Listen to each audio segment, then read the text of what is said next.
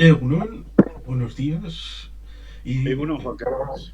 em, es interesante poder tener a Gorka Landaburu para un conversatorio acerca de Francia y las elecciones. Digamos que como presentación, evidentemente por mi parte, es una persona que es periodista, que es em, una persona ligada a la defensa de la libertad y la democracia, él y en su contexto familiar. Bueno, si quiere presentarse de una manera un poco más extensa, Gorka. No, bueno, pues qué decirte, amigo Juan Carlos. Efectivamente, soy periodista, medio jubilado, como se suele decir, porque la edad nos atañe a todos.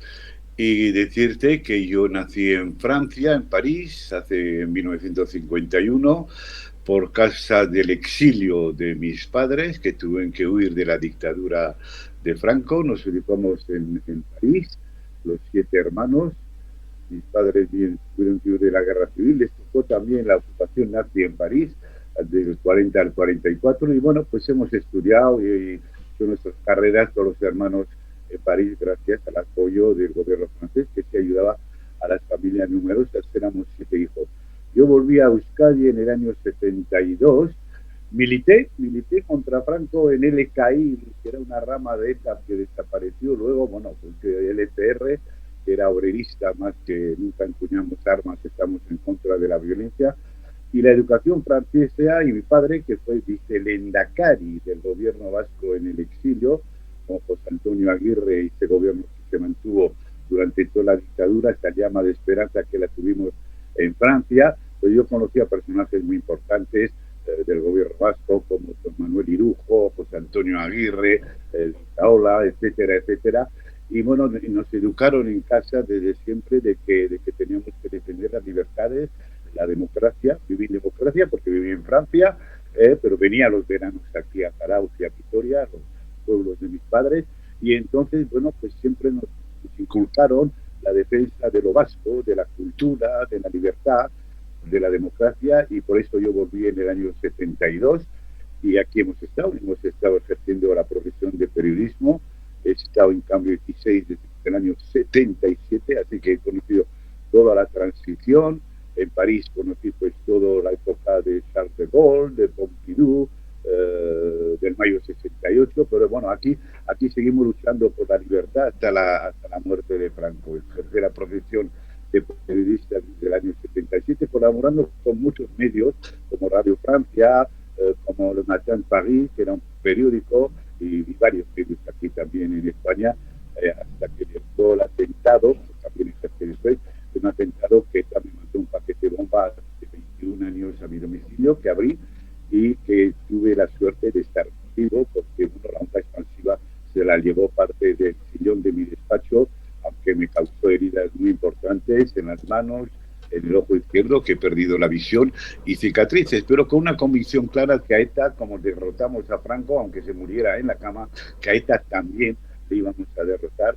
Por eso les dije a los terroristas que ellos no están de acuerdo con lo que escribíamos, mi hermano Ander, que también trabajaba en Cambio 16, que escribíamos que un crimen era un crimen, un asesinato es un asesinato, y los amenazamos en varias ocasiones hasta que llegó el paquete bomba. Pero el paquete bomba yo les dije, claro, Juan Carlos, una cosa, y no es cuestión de ser ni héroe ni valiente, me educaron de esta manera, me tocó la familia que me tocó vivir en Francia, de que efectivamente me habían destrozado las manos, dejado ciegos, cicatrices en todo el cuerpo, pero hay una cosa que lo tenía claro y clarísimo, es que no me habían cortado la lengua, que iba a seguir en el País Vasco y que iba a seguir ejerciendo mi profesión en buscar la libertad efectivamente y la democracia, que tarde, ya llegó tarde, pero ya llegó por fin a este país. Sí, ahí creo que se podría decir que como periodista, al periodista de convicción es porque le gusta contar historias. Y al querer contar historias, eso en el fondo uno no se acaba de jubilar, porque aunque sea para los vecinos, los amigos o un entorno, siempre quieres contar las últimas novedades, lo que ha sucedido en el entorno del conocimiento, de la especialización. Y Por, menos en nuestra profesión, y menos en nuestra profesión. ¿eh? Tú como politólogo, yo como periodista, también politólogo en cierta manera, pues que nunca puedes dejar de opinar y nunca puedes dejar de observar por lo menos la actualidad que vive a tu alrededor. Y en el caso de Francia es una realidad rica, no sé si se acopla un poco, pero bueno, eh, es rica en el sentido de que decías los periodos de Pompidou, de Valéry Giscard d'Estaing, era un periodo en el que había sobre todo dos bloques, aunque en parte estaba dividido la derecha entre el bloque de Chirac, Balladur, luego en los años 80, pero al principio estaba a la izquierda del antiguo esfío, el Partido Socialista Francés, y estaba la derecha más o menos golista, cosa que después de estas elecciones de 2022, que las presidenciales y las parlamentarias, parece que el nuevo bloque es entre Macron, el bloque presidencial, y el Frente Nacional, aunque con una corrección que ha sido entre las presidenciales y ahora, con ese pacto del Partido Socialista para entrar en un bloque de izquierdas. Es un tema interesante.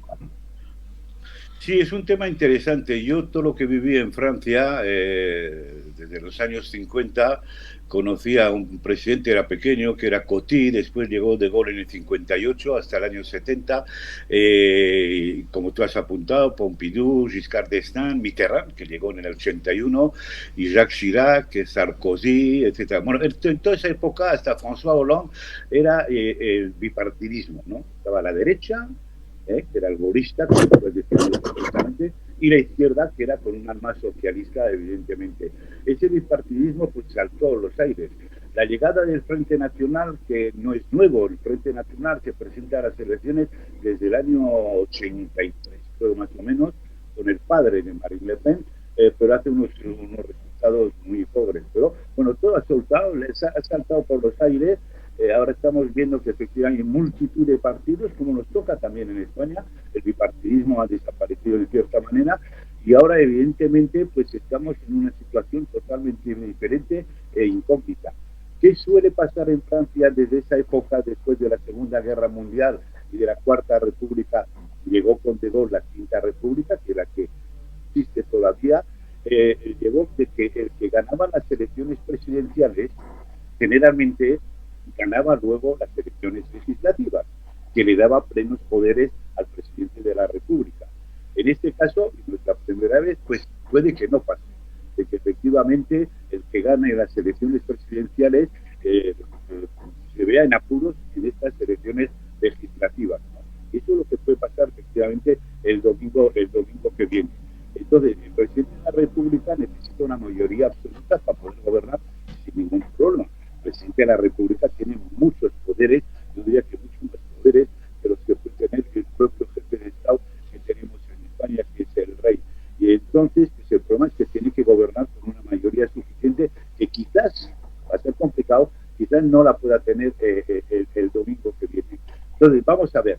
Se suele decir que después de las elecciones presidenciales, que son a dos vueltas, llegan las legislativas. Las presidenciales en Francia fueron el pasado mes de mayo, creo recordar, y digamos que en este sentido, pues la tercera vuelta, que se puede llamar, suele ser la constitución del Parlamento francés, con 577 diputados, que es una barbaridad, que tienen que hacer reformas importantes, y esos 577 diputados son los que tienen que dar la mayoría al presidente de la República para gobernar.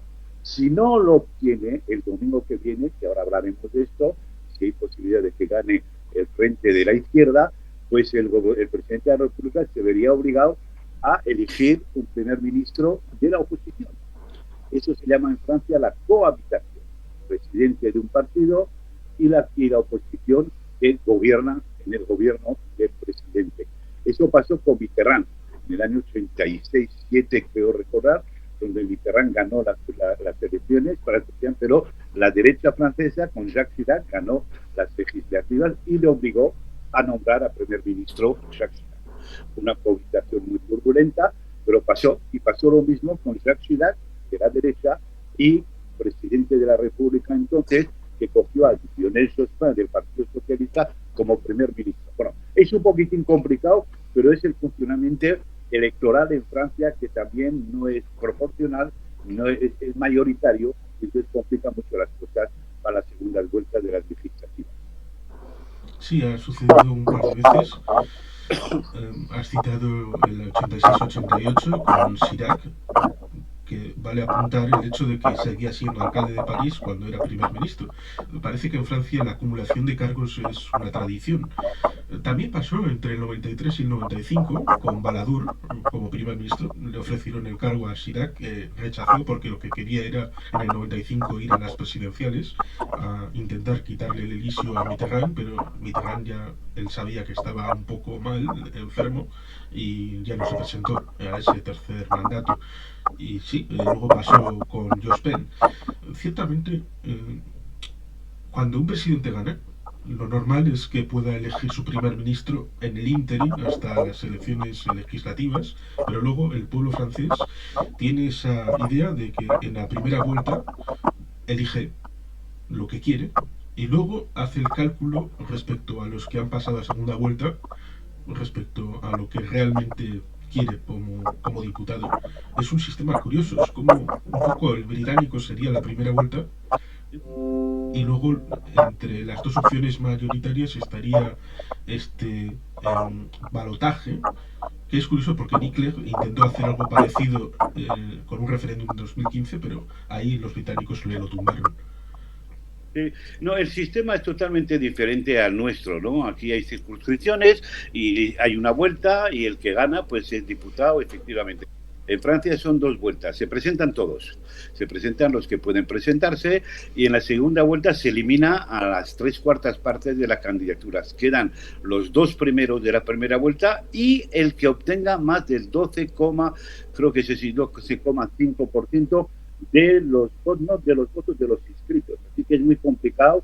Generalmente la segunda vuelta es entre un candidato, otro candidato y quizás un tercero. El problema es saber, los que han votado a la primera vuelta candidatos que no están en la segunda vuelta, ¿a quién van a votar o se van a abstener? Entonces se suele dar consignas de voto. En este caso no se ha dado consignas de voto porque hay un empate técnico entre el partido de Macron, que ha obtenido 25,77%, 25,77%, y el partido de la izquierda, que es una cosa muy peculiar porque son varios partidos que se han unido en un frente nacional que se llama UPES, y entonces en ese partido está el partido de Mélenchon, de la France Insoumise, que son más izquierdistas, vamos a compararles como Podemos, más o menos en España. Está el Partido Socialista que tuvo un descalabro total en la primera vuelta, se han unido en esa misma coalición. Está el Partido Comunista, que sigue en Francia con muy poca relevancia, pero sigue, y están los ecologistas. Y ese grupo, que es un frente, el Frente NUPES, como le llaman, pues ha obtenido un excelente resultado a menos de medio punto del partido de Macron. Entonces, ahora la pregunta es, ¿qué va a pasar en la segunda vuelta? ¿Qué va a pasar entre un candidato de Macron y un candidato del frente de izquierda? Se ha colocado la extrema derecha, que sale la gran vencida de esta primera ruta. Le Pen puede entrar en el Parlamento con un grupo importante, pero ya no es, como os acordaréis, hace un mes más o menos la lucha entre Macron y Le Pen. No, ahora es entre Macron y el señor Mélenchon, que lidera esta coalición de izquierda. Es muy difícil saber lo que va a pasar. Ha habido una abstención muy grande del 53% casi. Entonces vamos a ver, como dicen en Francia, el desistement. Yo a quién voto en la segunda vuelta si no está mi candidato. ¿Qué va a hacer? Lo que sí está claro es que por lo menos hay el único mensaje que ha dado el portavoz del gobierno francés o la primera ministra francesa, ha dicho una cosa, que Elisabeth Borne ha dicho que no se vote en ningún caso a un candidato de la extrema derecha si lo hay. Pero le está la cosa en el aire. Todos los pronósticos avisan que Macron va a conseguir, quizás no la mayoría absoluta, pero la mayoría relativa, ¿sabes? Pero necesita mayoría absoluta. ¿Y cuál es el papel de la izquierda en general, que va a entrar en bloque con mucha fuerza en el Parlamento?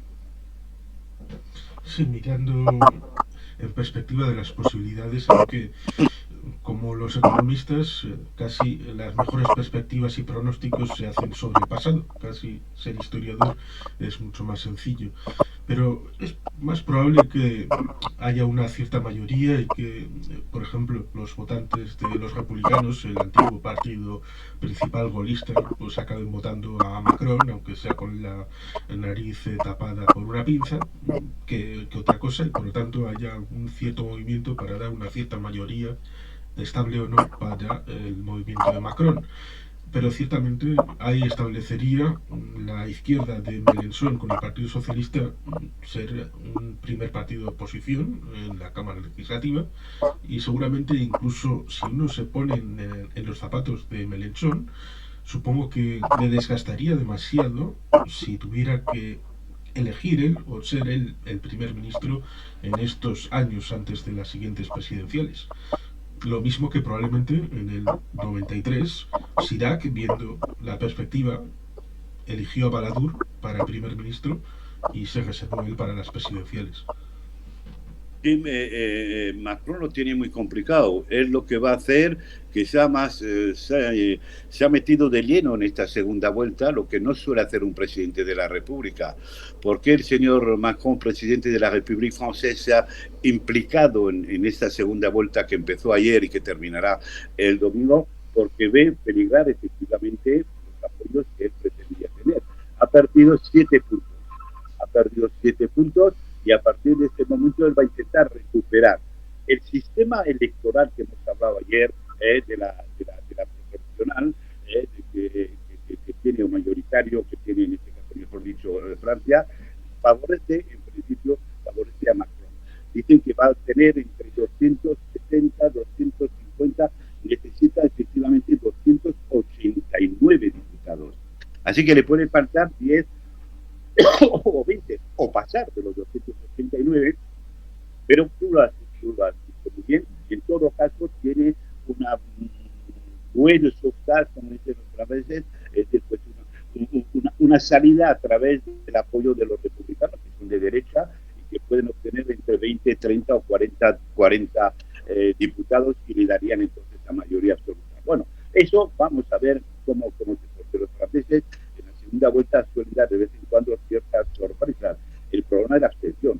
Será mayor la abstención, una de las récords de abstención que ha habido en todas las elecciones francesas, por lo menos en los 10 últimos años. Pero bueno, la pelea está. Mélenchon, él pretende, es un hombre que ha logrado efectivamente unir a toda la izquierda, pretende ser el primer ministro. Es mayor, tiene unos 70 años, no ha dicho que se va a retirar, no se ha presentado en estas elecciones para ser diputado en la Cámara de París, pero él pretende liderar efectivamente esta coalición, esta nueva unión popular, si le pueden llamar, y va a dar la batalla hasta el final. Yo creo que lo tiene muy complicado, pero sí que va a entrar la izquierda francesa por fin con un peso específico. No olvidemos que hace 5 años ganó el 17 Macron con bastante ventaja y con ningún problema de mayoría absoluta, y la izquierda se difuminó en la Cámara Vasca, en la Cámara francesa. A partir de este momento, bueno, pues todo está en el aire, todo es posible, pero digamos que los pronósticos más sensatos, los más objetivos, más lúcidos, en principio, y digo bien, en principio, darían la victoria al Macron, en todo caso, con el apoyo de los republicanos, como tú has dicho. Hay un tema que creo que es interesante, precisamente, aunque bueno, todo el mundo debería entender que Francia es grande, es un país con diferencias importantes, no es lo mismo el norte paso de Calais que el Béarn, que el Languedoc, que Bretaña o que Alsacia, pero la parte del programa, de los debates, qué es lo que están planteando los candidatos, cuáles son los temas que se está tratando en las elecciones y por los que seguramente vayan a inclinar la formación del voto hacia un lado o a otro. ¿Qué es lo que se cuece ahora mismo el tema electoral en Francia? Es un poco, bueno, Francia está en crisis, como está yo creo que todos los países de la Unión Europea. Salimos de una pandemia, hemos entrado en guerra, hay una crisis económica importante, está la inflación. Los franceses es un pueblo que siempre ha protestado mucho, ¿no? De la famosa liberté, égalité, fraternité, y han estado en la calle. Son los artífices de muchas revoluciones, los franceses, desde 1789, con la toma de la Bastille, las comunas en 1870, el Frente Popular, etcétera, etcétera. Y con el tiempo, mucha gente se acordará de los chalecos amarillos de hace 2 años, que todos los fines de semana subían a París y montaban una horda, ¿no? Los franceses cuando protestan, protestan de verdad. Entonces Francia necesita reformas importantes. Y entonces en esta campaña hay un poquitín de popurrí. Tenemos desde Le Pen, que habla de la unión de los franceses frente al exterior, los franceses es lo más importante, Francia como España para Vox igual, aunque no es el mismo programa. Después tenemos la izquierda, bueno, pues el mensaje del Partido Socialista no es el mismo que el mensaje de Mélenchon. Mélenchon cuestiona hasta la Unión Europea y claro, eso a los franceses les puede preocupar mucho. Los socialistas quieren efectivamente que haya más políticas sociales, que hay que hacer una reforma amplísima del tema de las pensiones que Macron ha prometido pero que no lo ha hecho. Es decir, bueno, hay una inestabilidad bastante importante en las capas sociales. La clase media francesa se ha visto perjudicada, como en toda Europa también, ¿eh? Pero bien, digamos que en Francia sí se protesta mucho más que en otros países y están preocupados y cada uno defiende lo que tiene que defender. Los ecologistas van con su programa, de que hay un popurrí de alternativas cuando al francés, pues como al español medio o al euskaldun o al vasco de aquí, le preocupa pues llegar a fin de mes, que no suba tanto la gasolina, que la inflación, etcétera, y eso suele trastocar generalmente las elecciones y hoy más en un mundo totalmente volátil, de partidos ya no es la tradición, gana la izquierda una vez, gana la derecha 2 veces y se van alternando. Ahora puede pasar cualquier cosa. Entonces, esta preocupación que hay, pues se puede reflejar. Pero lo que sí me es más preocupante es que 52% de la gente, o 53%, no haya ido a votar. Entonces, por un lado es una contradicción, los franceses están preocupados, pero rechazan las elecciones. ¿Qué quiere decir eso? De que la gente está también cansada con los modelos políticos, las promesas que no llegan y la situación en general. Bueno, pues todo ese cóctel es lo que va a decidir el domingo que viene, efectivamente. El sistema electoral le favorece, vuelvo a repetir, le favorece. Y la izquierda pues quiere entrar, quiere presionar, no le quiere dejar a Macron con las manos libres, como ha tenido durante 5 años, donde ha hecho muchas promesas, pero ha concluido muy poco de esas promesas y que al fin y al cabo, pues Francia es un país como otro, evidentemente, es importantísimo el tema de la Unión Europea, pero que efectivamente está en una sociedad que tenemos. Sí, al fin y al cabo, ganar al electorado en principio debería de estar ligado a cumplir las promesas que al fin y al cabo se traducen en programas de gobierno. Es cuando ganas y estás en el Elíseo o en Matignon, y eso seguramente el electorado lo tendrá en cuenta porque Francia es importante. Lo que pasa en Francia pues es mucho más importante, por ejemplo, de las elecciones en Eslovenia, que fueron también este año. La gente no ha tenido tanta importancia, tanta presencia en los medios y en los debates públicos, seguramente en parte porque con la victoria del Partido Socialdemócrata a la Cancillería en Alemania, pues Merkel ya no está. Está Olaf Scholz con el gobierno con los liberales y los verdes, pero eso significa que alguien que había estado a la sombra de Angela Merkel es un tipo sin carisma, sin reconocimiento en Europa, y eso hace que Macron sea en principio el portaestandarte, por lo menos este año, para el exterior de la propia Unión Europea. Y ahí está también la debacle un poco del Partido Socialista, que un poco como en Chile con Gabriel Boric, que también ahí también se hundieron los centros más o menos, favoreciendo el auge de Gabriel Boric por la izquierda, que sería un poco un Melenchón chileno, y José Antonio Cast, que es un poco de extrema derecha, y el Partido Socialista un poco en las máquinas, pero en un papel secundario, que es un poco lo que le puede pasar dentro de la coalición de Mélenchon al Partido Socialista francés. Sí, Mélenchon se ha comido al Partido Socialista. Es que el resultado que tuvo la alcaldesa de París fue catastrófico, no llegó ni al 5%, ¿no? Pero no es la primera vez que entra en crisis el Partido Socialista francés. Yo recuerdo que en el año 70 pasaba algo parecido con De Gaulle, efectivamente, que se retiró en el año 70. Mitterrand, que llevaba desde el año 50 intentando presentándose a todas las elecciones presidenciales, pues reconstruyó el Partido Socialista. Estaba muerto.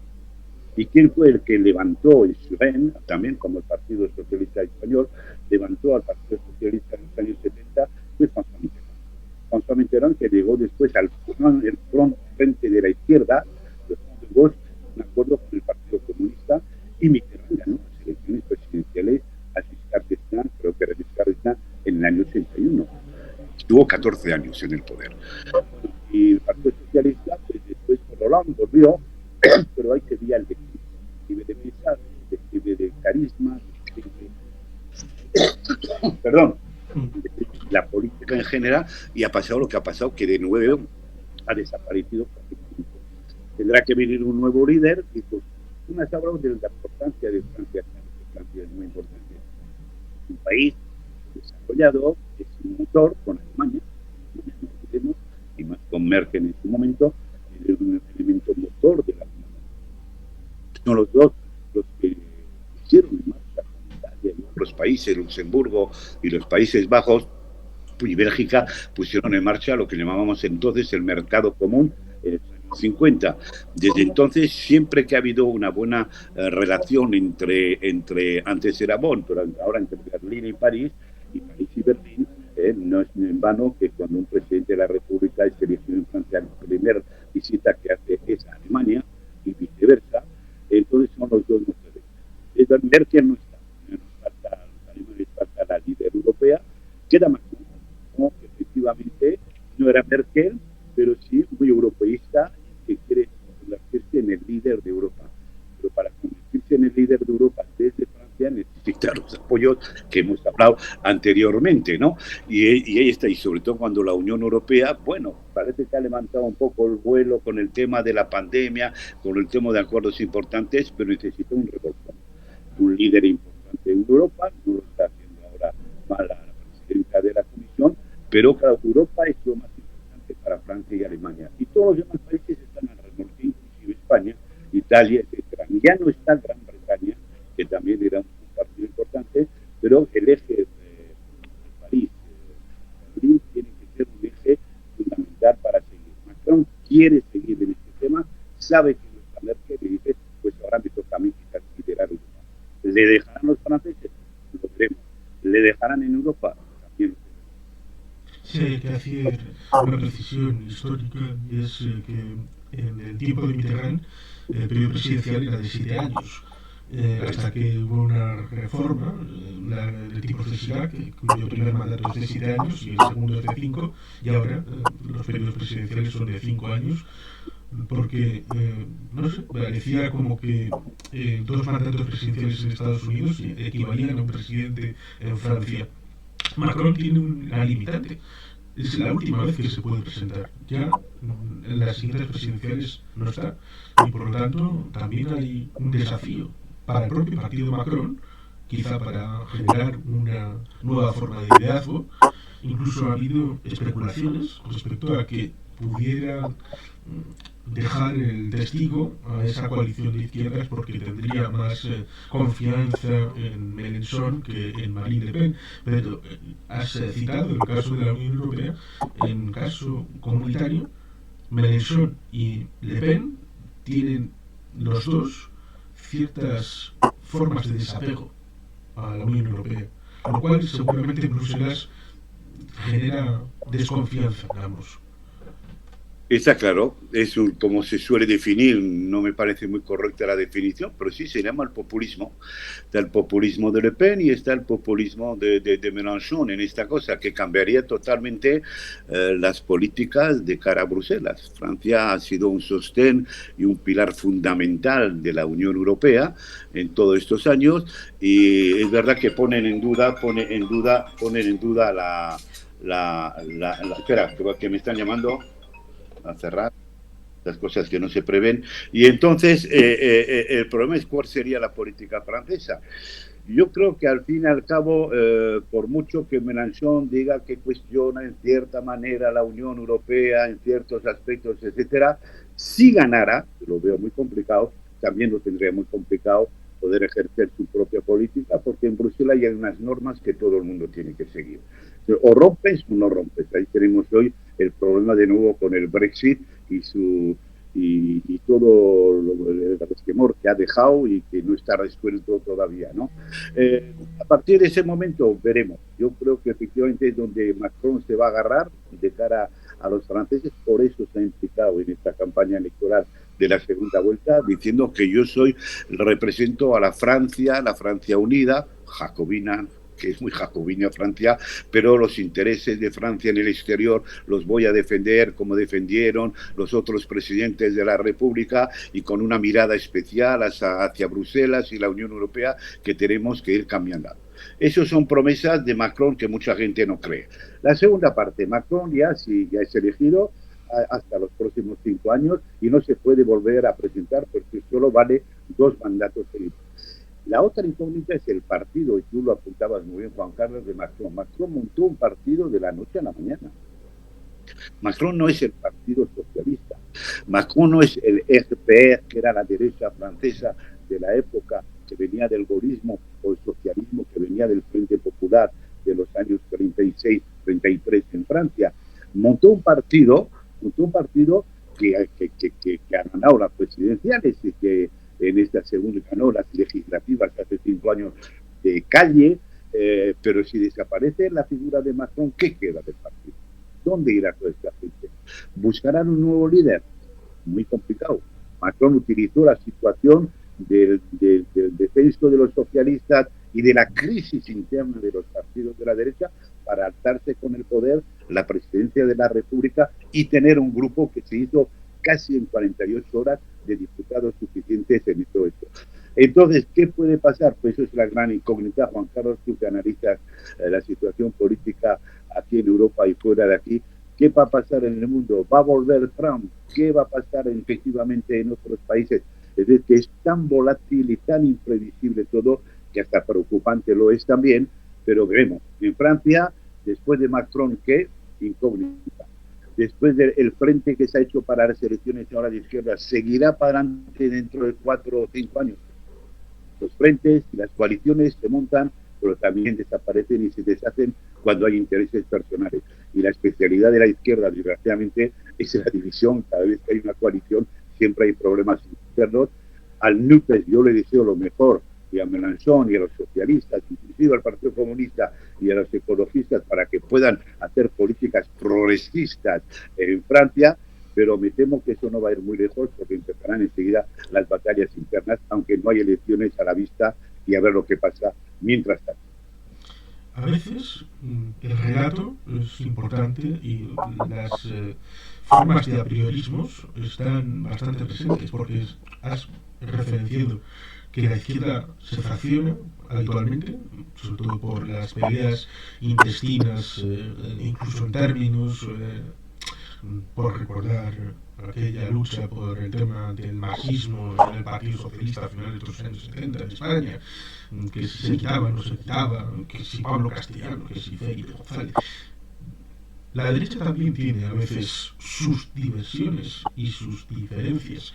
Por ejemplo, antes del Brexit hubo un Brexit dentro del Partido Conservador Británico que forzó el Brexit dentro del Partido Popular Europeo. Ahora, en Estados Unidos, más que la elección legislativa que va a entrar en noviembre, La lucha está siendo en las primarias del Partido Republicano, a ver si ganan los trampistas o los republicanos de toda la vida, de los de George Bush, de los de Reagan, gente conservadora, de derechas, pero sin entrar en cosas tendentes a lo de QAnon, el 6 de enero y todas estas cosas. Pero has dicho jacobina, y es como de las 12 de la noche y las campanadas.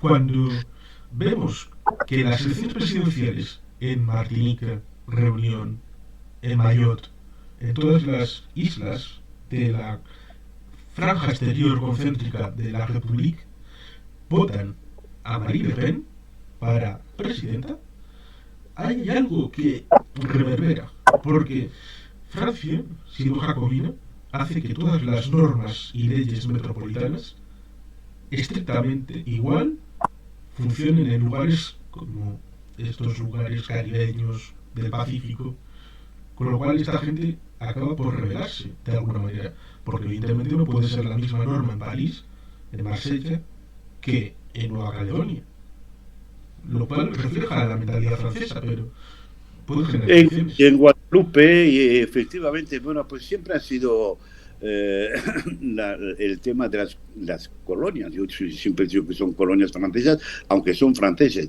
Lo que pasa es que en Guadalupe, en la Martinica, en todos esos sitios donde Francia exerce el poder, es republicano, francés, centralista, y la mayoría va a haber unas votaciones, va a haber movidas. También hubo en la época de Mitterrand también, me acuerdo que era Michel Rocard, que tuvo que desplazarse, creo que era no me acuerdo el nombre de una de esas islas, donde una especie de revuelta popular, porque querían más poder y querían efectivamente más autonomía, ¿no?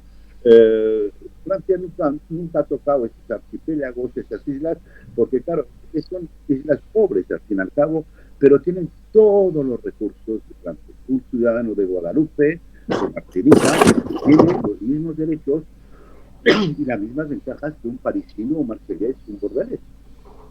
Zurich les protege. Claro, viven ciertamente bien y efectivamente esa seguridad les ha permitido desarrollarse. Por eso es muy complicado que algún día todo puede surgir que se pida la independencia de una isla y tal. Vamos a ver. Y entonces eso se vuelcan efectivamente pues con la derecha francesa por el discurso populista de Le Pen, que dirá: vosotros sois franceses, dentro de Francia tenéis los mismos derechos, que ya los tienen, pero no os van a quitar, no hay un problema de inmigración allá, pero ese discurso muy chauvinista, muy centralista, muy francés, efectivamente, pues por ahora los vientos van a ese favor.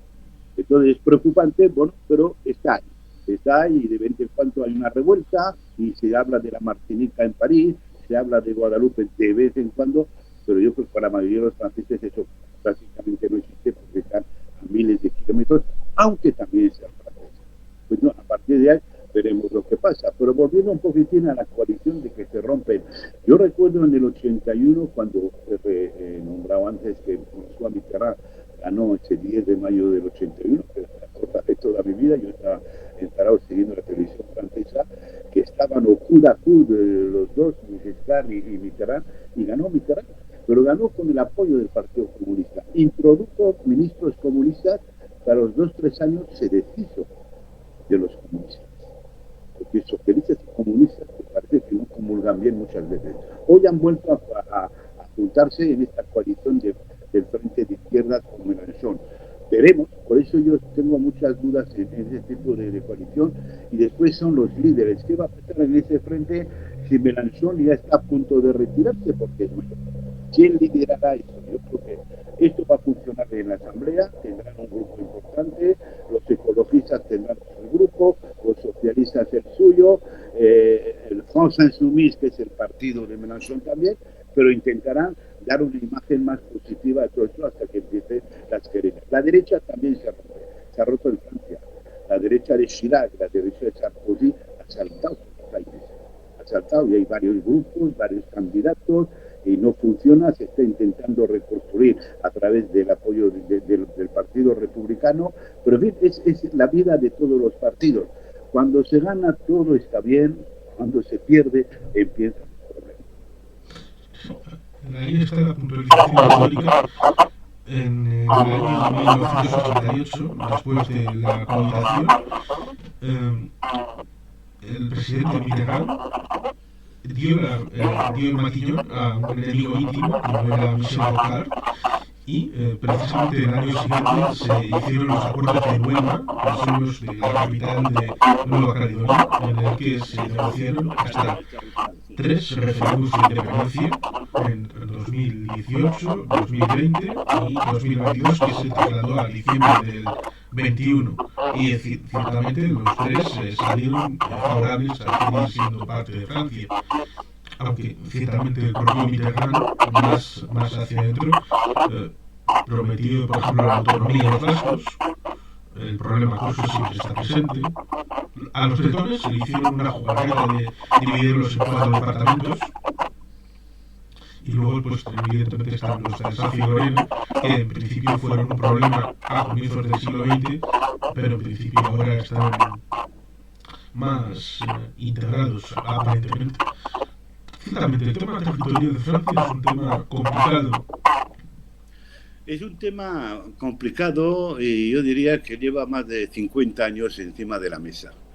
Cada vez que hay un movimiento en Córcega, un grupo violento, os acordaréis, y hubo asesinatos, etcétera, y Francia nunca aceptó bajo el chantaje, no acepta ningún chantaje, y después siempre promete que se va a sentar a la mesa y nunca llegan los acuerdos. El último gran fracaso para mí de la República Francesa, que yo adoro porque tengo nacionalidad francesa, es sobre el tema de las lenguas, ¿no? Hay un ministro de Educación, creo que se perdió el domingo, por cierto, el ex ministro de Educación, que prometió efectivamente, y Macron estaba favorable al reconocimiento de las lenguas, efectivamente, pues regionales, como ellos llaman, el euskera, el bretón, el corso, etcétera, y va a entrar por fin un reconocimiento. ¿Eso qué significaba? Pues aportación económica, apoyo, etc. Y da la casualidad que el gobierno de Macron estaba a favor de su ministro de Educación, lo había propuesto, al final lo tumbó el Tribunal Constitucional. De pocos meses. ¿Por qué lo tumbó? Porque dice que el artículo 2 de la Constitución francesa dice que el francés es la única lengua del territorio francés. Ahora van a intentar otra vez, a través de un recurso, de que esto se pueda reconsiderar, etcétera. Pero que en 2022 todavía estemos hablando en Francia del reconocimiento de sus lenguas autóctonas o regionales, como llaman los franceses, es patético.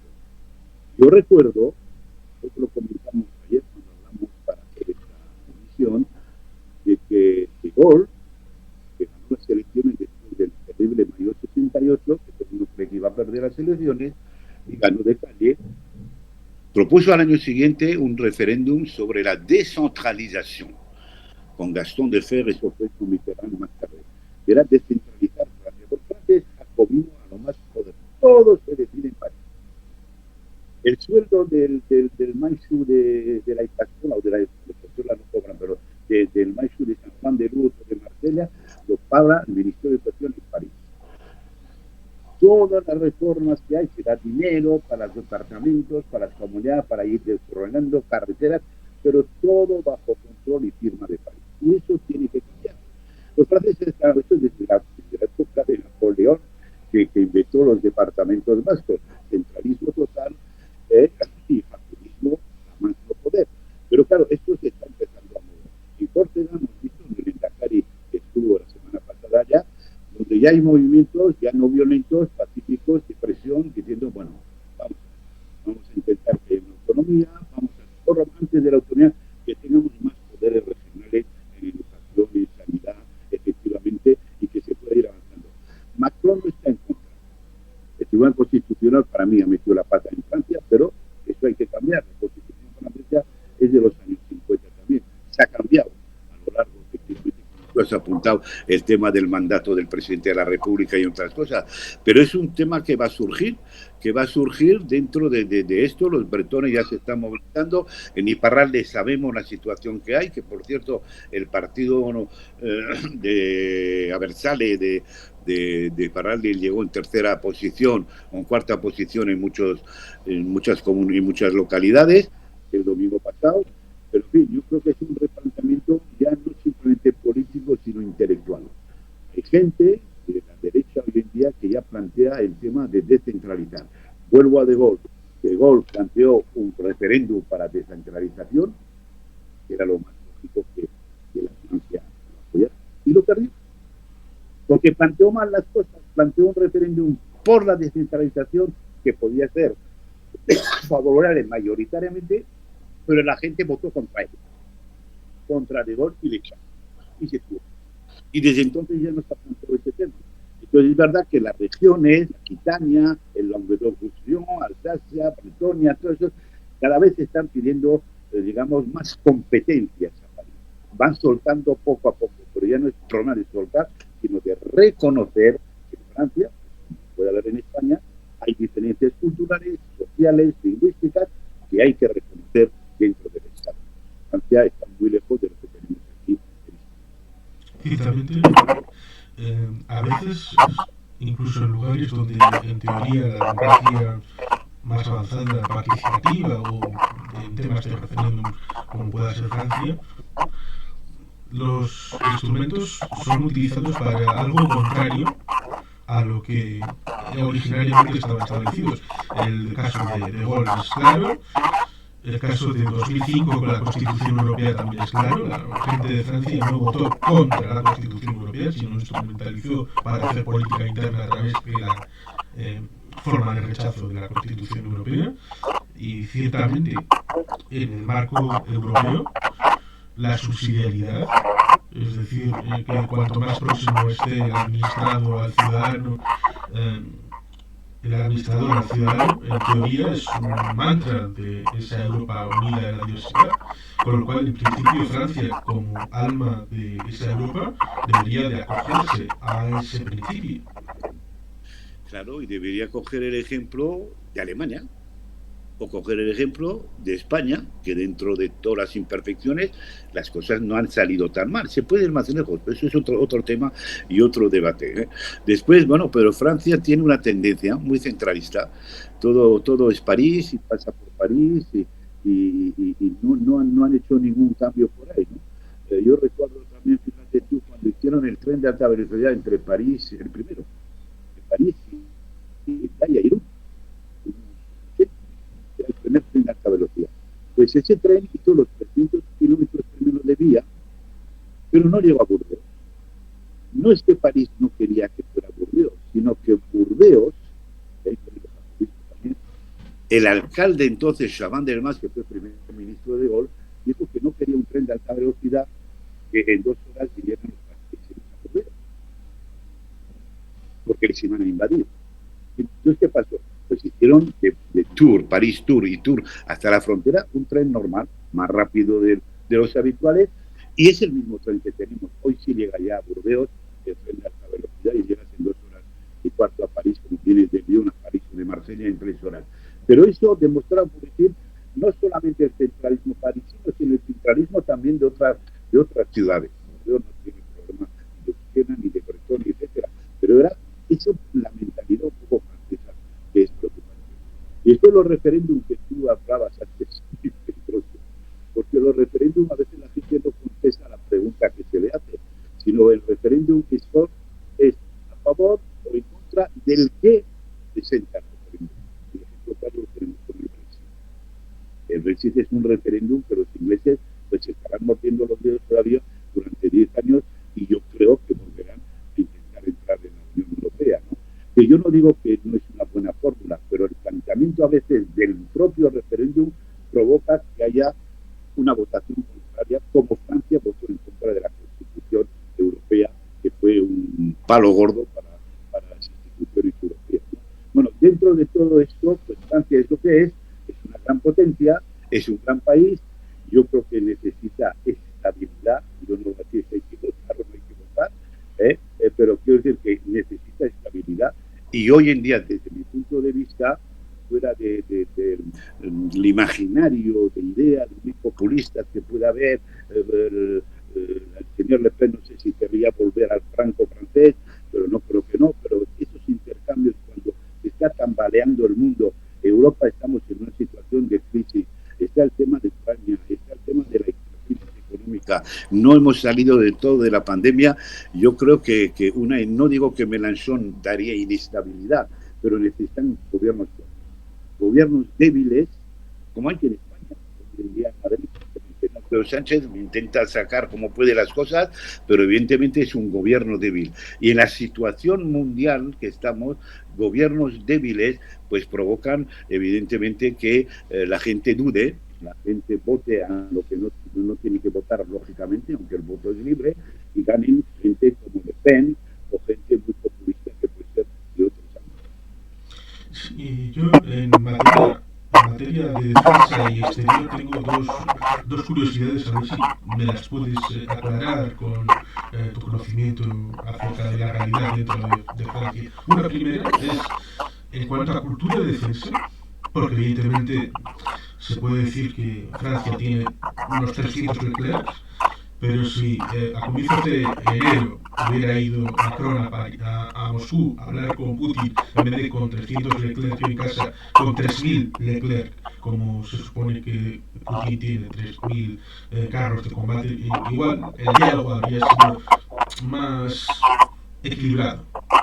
¿Cómo está la cultura de defensa en Francia y si saben que tienen esa necesidad de ampliar la inversión en defensa? Y segundo, eh, el tema de Argelia. Porque Francia, con todo el tema de Sahara, Marruecos, que si Pegasus, que si Pedro Sánchez, que si lo otro, Francia parece como que está desaparecida.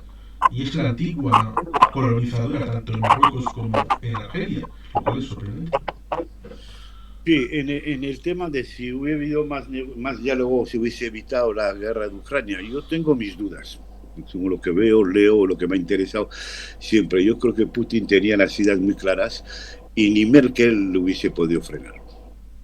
Y yo creo que ese es un problema de un psicópata que está ahí, que está haciendo barbaridades. Ayer habló también de la imperiosa Rusia de antaño y etcétera. Son líderes muy peligrosos, como lo son los Bolsonaro, lo son los Trump en sus momentos, etcétera, ¿no?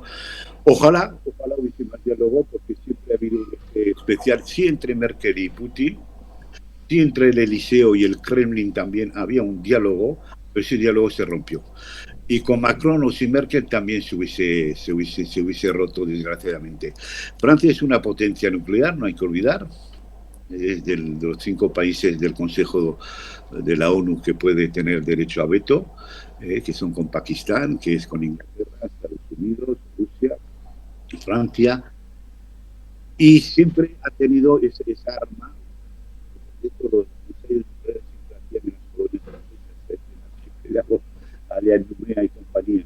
Pero aparte de eso, va a reforzar el programa del gran debate ahora, no es decir qué es lo que va a pasar. Todos esperamos que la guerra de Ucrania termine lo antes posible y a ver qué tipo de acuerdos se puede hacer. Mientras esté Putin en el poder, yo lo veo un poco complicado. Se podrá frenar. Después la gran pregunta es, la OTAN, nos acordaréis, ha sido un referéndum también sobre la OTAN, ¿no? Nosotros éramos totalmente en contra de la OTAN cuando éramos jóvenes, porque somos pacifistas, pero hay que ser realistas. Yo me acuerdo que usted decía, la OTAN tendría muy pocos años, 20, no sé cuántos, ya, casi 30 años, etcétera, y votábamos con carnet francés aquí en Trau porque no había recuperado la nacionalidad española, ¿no? Pero ¿por qué voté sí? Porque yo venía de Francia, igual que otra mentalidad, otra educación, etcétera, y la OTAN no era eso. Aquí en Francia todavía se recuerdan que los americanos le salvaron de la Segunda Guerra Mundial con el desembarco del 6 de junio del 44 y libraron no solo los americanos, pero sobre todo los americanos de la dictadura de Hitler y los rusos por el otro lado. Aquí no llegaron los americanos que todos esperábamos. Yo ya había nacido también en el 51, pero que los americanos libraran también España y no libró y dejaron al dictador durante 35, 40 años. Fue una contradicción terrible, ¿no? Por eso aquí habría más razones de ser anti-OTAN y etcétera. Pero el problema de fondo yo no tengo la respuesta clara, porque no me gustan los ejércitos, no me gustan la guerra, pues sería pues quizás hacer un ejército no un ejército a la vía ultranza, pero Alemania ya se puede armar, no se ha podido armar durante muchos años por su participación directa en la Segunda Guerra Mundial, pero Francia, Alemania, España, algo tendrían que hacer si es siempre con sentimientos y con táctica de autodefensa. Pero ¿eso qué quiere decir? Cuando estalla la guerra ya no hay autodefensa, cada uno hace lo que puede, efectivamente, ¿no? Pero yo creo que es un replanteamiento que en la opinión pública no cuaja bien. La gente no quiere ni guerras, ni OTAN, ni nada. Pero hay que ver la realidad. La realidad nos ha demostrado hoy con la guerra de Ucrania que todo puede saltar por los aires en cualquier momento. Entonces está muy bien ser pacifistas, mira a los suecos, lo que les está pasando. Perdón, que tengo un catarro, estoy intentando matar. Los suecos no lo que quieren entrar en la OTAN y estaban libres de toda presión por ahora. ¿Qué pasa? Que tienen la frontera rusa al lado.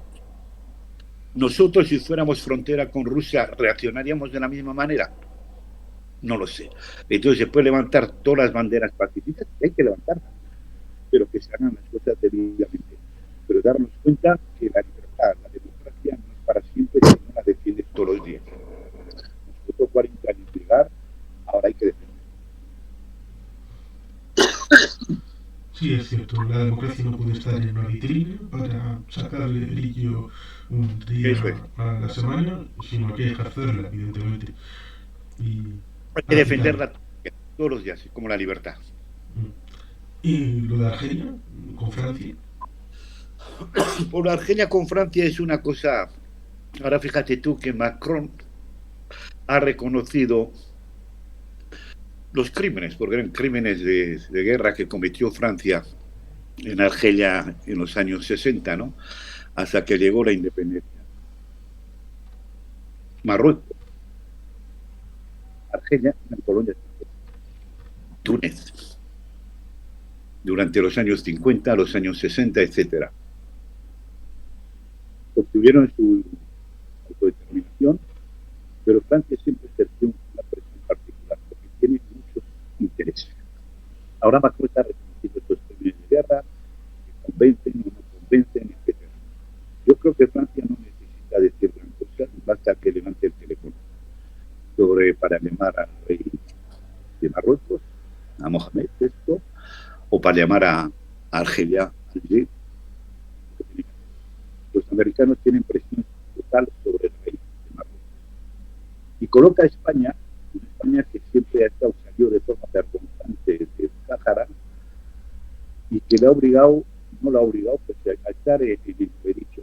Francia manda sobre el Magreb todavía, en razón de orden económico y con una presión fuerte política. Vemos el señor Sarkozy y sus negocios en Libia con Gaddafi. Entonces, bueno, pues eso es la geopolítica. Estados Unidos de Washington manda sobre el rey. Francia no es que mande, pero controla en cierta manera Argelia porque hay muchos intereses. Hay muchos argelinos que viven en Francia, hay muchos marroquíes que viven en Francia a cuenta de la liberación y de la autodeterminación de sus pueblos después de haber sido colonizados. Muchos argelinos, muchos marroquíes combatieron en la Segunda Guerra Mundial, son de nacionalidad francesa y eso cambia un poco la estructura. Y el problema de España, que siempre ha estado entre dos aguas, pues puede cometer errores. Yo creo que el problema que ha hecho Sánchez con el tema saharaui se ha equivocado. Se ha equivocado, pero ¿cuál es el factor? Porque uno no se equivoca porque quiere. ¿Cuáles las razones que no nos ha explicado? Estar a bien con Marruecos es importante porque nos va a chantajear toda la vida, con la inmigración, con el tema de la droga, con el tema del idealismo radical. Argelia es otra cosa, pero Argelia está bajo la tutela, en cierta manera, de Moscú, y Rabat está bajo la tutela, en cierta manera, de Washington. Por eso estos dos países juegan con esto. Ahora está el tema del gas, estará la migración, ¿y por qué Marruecos tiene todos estos privilegios? Porque en América, en Estados Unidos, les apoyan porque es, digamos, el tampón para evitar al islamismo radical crecer, que viene del Sahel y viene del centro de África. Es el único interés. Y después está el comercio. Y creo, si no me equivoco, que Francia es el primer cliente comercial de Marruecos y creo que también de Argelia. Entonces Francia no necesita montar historias como ha montado Pedro Sánchez para decir por debajo, pero claro, todo se sabe y todo se conoce después y la ha puesto en una situación muy incómoda y muy sola.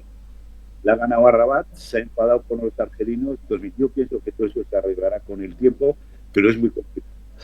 El Magreb juega un papel muy importante porque es la puerta de Europa. Y Europa no quiere tener problemas con el Magreb.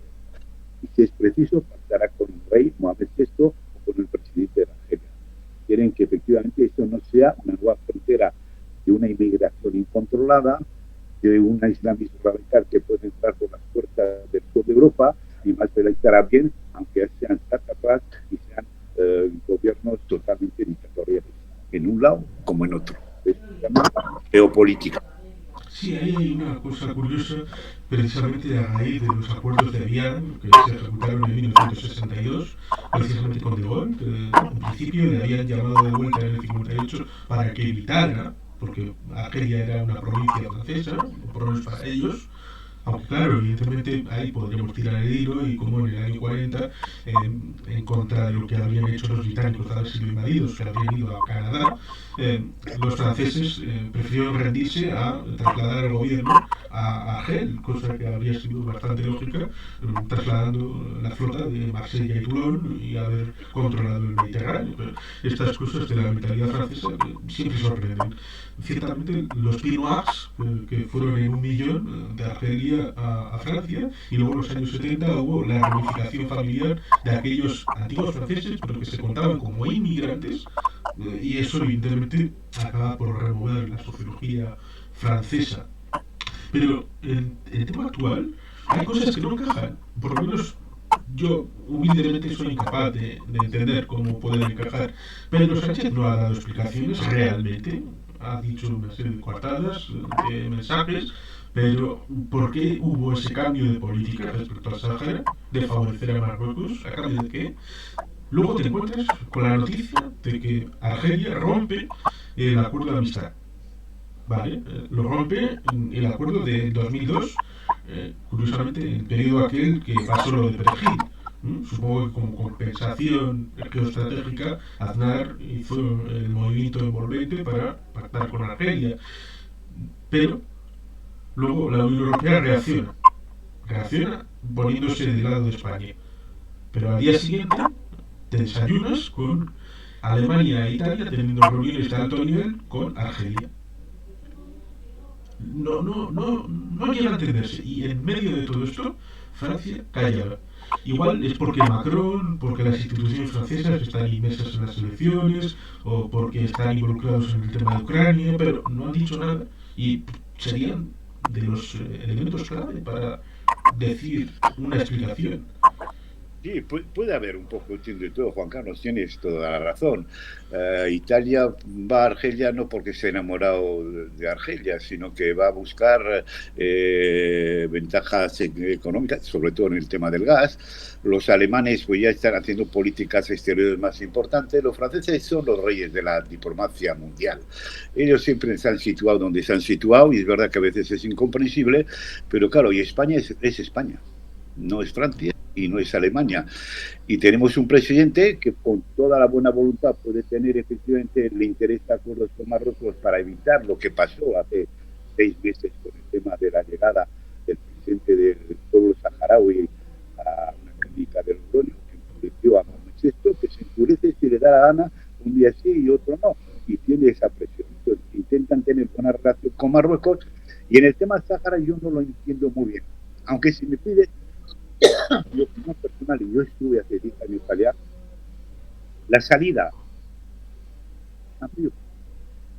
no definitiva quizás sea efectivamente el reconocimiento de una autonomía muy amplia para el pueblo saharaui y después decidir efectivamente si se autodetermina. Marruecos no lo va a querer.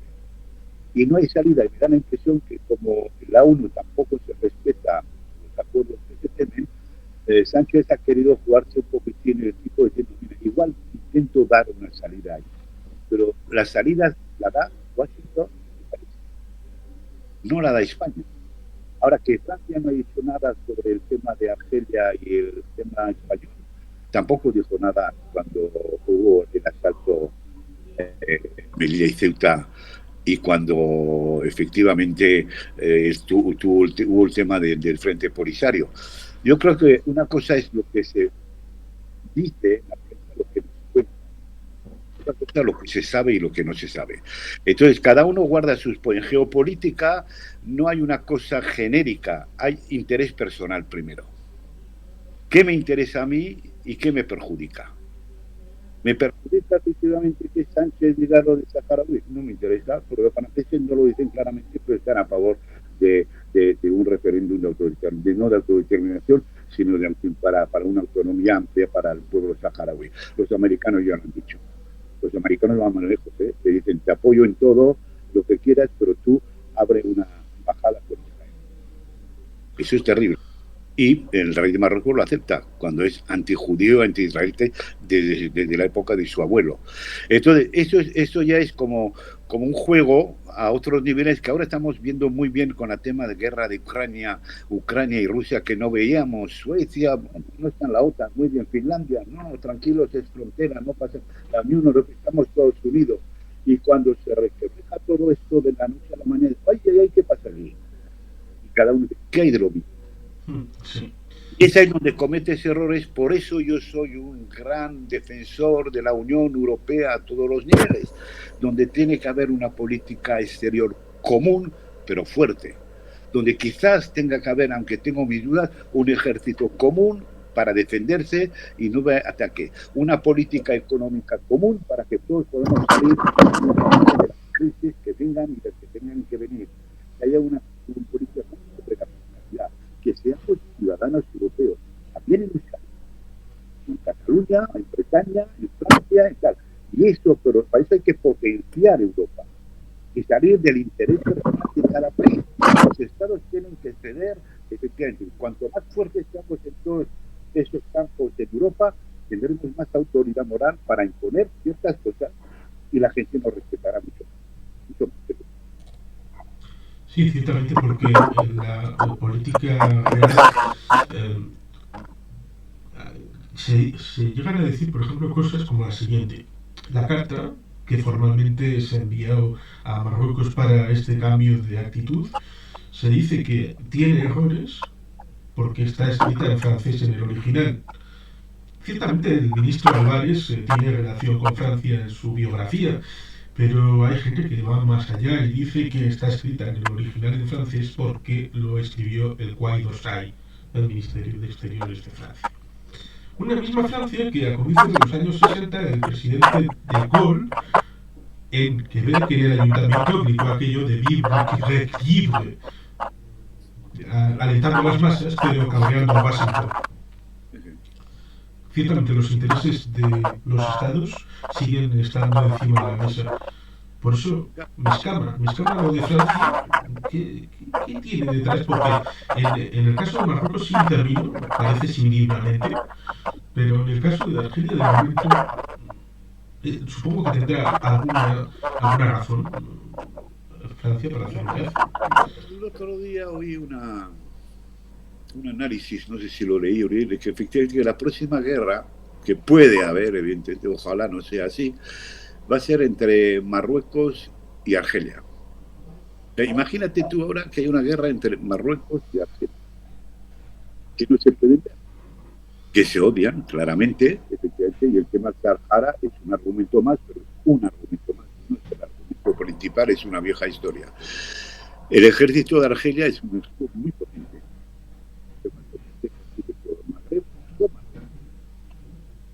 Entonces yo ojalá no llegue esto, pero efectivamente, además del problema de vecindad, siempre hay que intentar llevarse bien con los vecinos, no solamente en la comunidad de vecinos donde cada uno vivimos, sino que en el mundo entero, y eso es más complicado.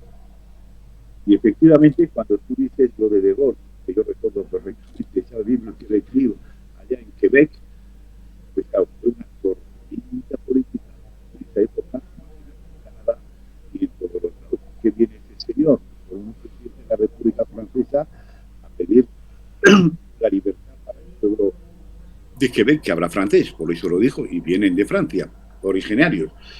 Entonces yo vuelvo al tema. Yo creo que estamos totalmente perdidos en muchos conceptos, no hay políticas comunes, cada uno defiende lo que tiene, aquí en Alemania, Italia, eso siempre pasa. De repente con Argelia, ¿por qué con Argelia? Porque el petróleo, Estados Unidos, ¿por qué defiende defiende a Marruecos y España a Marruecos porque tiene lo que hemos dicho y no vamos a repetirnos todos los de Marruecos que pueda abrir una frontera. Después es una garantía en el Magreb frente al terrorismo internacional islámico. Libia y Túnez ya pintan mucho menos porque ya tienen bastante problemas internos, pero esta central. Y todo el mundo tiene interés ahora con Argelia por el gas y con Marruecos para que no debilite el Magreb del Norte. Yo tengo un hermano que ha sido embajador de la Unión Europea en Rabat de Marruecos hace 10, 12 años. Y me explicaba muchas veces, con los marroquíes es muy difícil entender. Siempre te reciben, te invitan, te dan el té, te agasajan, te no sé qué, no sé cuánto, pero al final siempre te ponen un chantaje encima de él. Y tienes que negociar siempre con ellos. Y ese es el problema que hay. Y esa es la trampa. Ha podido caer Pedro Sánchez, que ha intentado solucionar un problema, lo ha solucionado con Marruecos, yo creo que por una temporada. Se ha creado un nuevo problema con Argelia a causa del pueblo saharaui, que los pobres bastante tienen con lo que tienen y todavía no se reconocen sus derechos. Eso es otra historia. Y se ha enfadado Argelia con Sánchez, pero yo creo que eso se reconocerá porque hay demasiados intereses. Si son clientes de la Unión Europea, mandan mucho dinero, muchas empresas, Francia sobre todo, tiene Marruecos y tiene y los intereses económicos al final son los que priman también muchas veces en política. Ciertamente. Y quizá dando un cierre a este conversatorio debido a Francia, ciertamente las elecciones se culminarán con la segunda vuelta el próximo domingo. Ya veremos los resultados. En principio, la cosa parece encarrilada a una cierta estabilidad. De alguna manera, seguramente la acabarán encontrando. Pero ciertamente Francia es mucha Francia, el peso de la historia y seguramente renovará la grandeza hacia algún tipo de futuro. Y la grandeur de la France, aunque yo esa grandeur creo que está un poco marchita, ¿no? En los tiempos que estamos viviendo, ¿no? Hemos vivido un siglo XX, yo nací en la mitad del siglo XX, como te he dicho antes, en la cual, perdón, estaríamos de dos guerras mundiales, se constituyó el mercado común que hoy es la Unión Europea, fundamental para evitar nuevas guerras, hizo para que no hubiera nueva guerra entre Francia y Alemania, que ya ha vivido 3 anteriormente.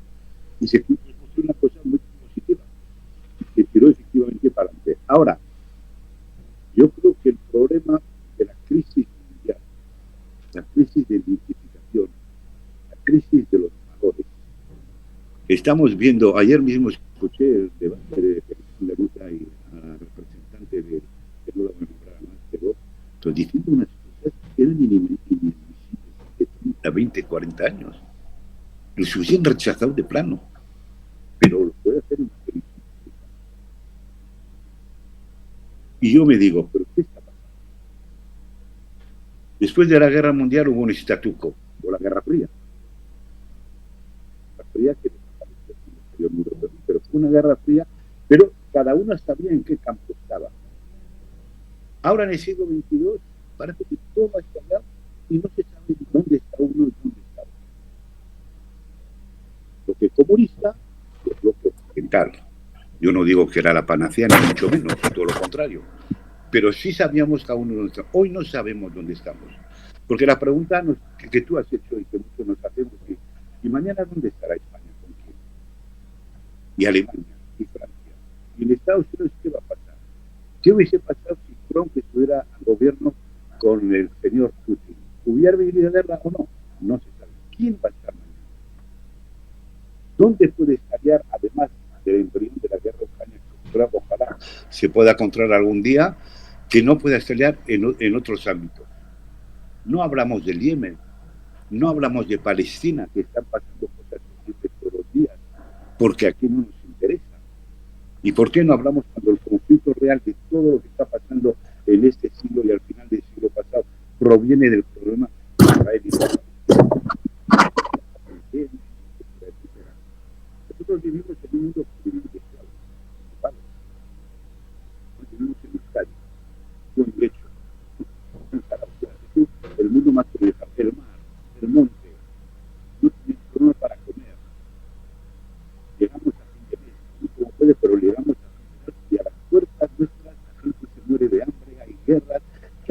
caso y otros no hacemos caso.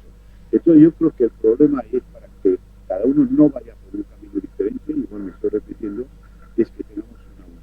Y tenemos una oportunidad, pero hay que entrar con las consecuencias. Los estados tienen que decir, yo pues otorgo parte de mis privilegios y poderes a esta Unión Europea en un marco global que está dentro de la globalización. ¿Qué va a pasar con Estados Unidos, con Rusia también? Todos son interrogantes que no tenemos ninguna respuesta por ahora, porque el mundo está totalmente volátil y hemos empezado hablando eso de coaliciones ecologistas, no sé qué, todos juntos en el mismo tren, hasta que salten del tren, la derecha que desaparece en Francia, los socialistas que han desaparecido completamente del mapa francés, elecciones aquí en España el domingo a ver si Vox va a gobernar o no va a gobernar con el Partido Popular. Es increíble. Entonces yo digo un poquitín de racionalidad y de tranquilidad. Pero esto va a tal velocidad, una noticia daré y ya no vale al día siguiente, y que nos enteramos lo que ha pasado en Filipinas cuando no sabíamos nada hace 10, 15, 20 años al minuto a través de las redes sociales, y se confunde todo.